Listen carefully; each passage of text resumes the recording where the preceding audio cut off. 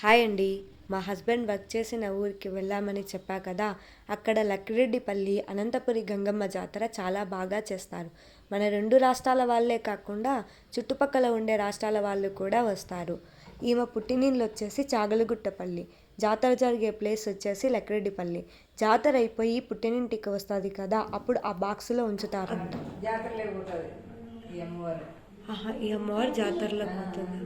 ఆడుకుంటే ఆడుకుంటే జాతర అయిపోయిన తర్వాత ఇక్కడికి తీసుకొస్తారు. వస్తారు. ఇక్కడికి. ఆ, ఆహా. అత్తగారి ఇల్లు ఎక్కడ ఉంటుంది? అత్తగారు అదే అనుకుంటా. అదే అదే గంగమ్మ తిన్నాళ్ళు. తిన్నాల అత్తగారి ఇల్లు ఇక్కడ. ఓకే. రేపు బరువుగా ఉంటుంది. అక్కడి నుంచి వచ్చాడు వస్తుందండి. ఆహా. చుట్టూ ఏంటి ఇట్లా స్టార్ట్ చేసినాం అంతే. ఆహా. అమ్మవారిని జాతర జరిగే ముందు రోజు చాందినీ బండ్లు, కోలాటాలు, చెక్క భజనలు లాంటి వాటితో కోలాహలంగా జాతరలోకి తీసుకొస్తారంట. మళ్ళీ జాతర అయిపోయిన తర్వాత తిరిగి మళ్ళీ పుట్టింటికే వెళ్తుందంట.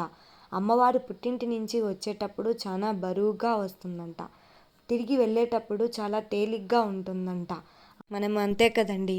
అమ్మగారింటికి వెళ్ళేటప్పుడు మాత్రం ఆనందంగా వెళ్తాం. తిరిగి రావాలంటే మాత్రం చాలా బాధగా వస్తాం. గుడి మాత్రం చాలా పెద్దగా ఉందండి. ఈ ధ్వజస్తంభం పైన దీపం కూడా పెడతారు. శివరాత్రి అయిపోయిన 2 రోజుల తర్వాత ఈ జాతరను చేసుకుంటారు. ఆల్మోస్ట్ అందరికీ తెలిసే ఉంటుంది లక్కిరెడ్డిపల్లె జాతర అంటే. చుట్టూ ఉండే పల్లెల వాళ్ళు చాలా బాగా నమ్ముతారు. అనుకున్న కోరికలు నెరవేరినాయని మొక్కుబళ్ళు కూడా తీర్చుకుంటూ ఉంటారు. జాతర టైంలో అయితే అస్సలు దర్శనం చేసుకోవడానికి వీలే కుదరదండి. అంతమంది జనాలు ఉంటారు. పక్క రాష్ట్రాల వాళ్ళు కూడా వచ్చి అక్కడ నిద్ర చేస్తే మంచిదని నిద్ర కూడా చేస్తారు జాతర టైంలో. ఇప్పుడంటే మనకు కార్లు, బండ్లు, ఆటోలు ఉన్నాయి.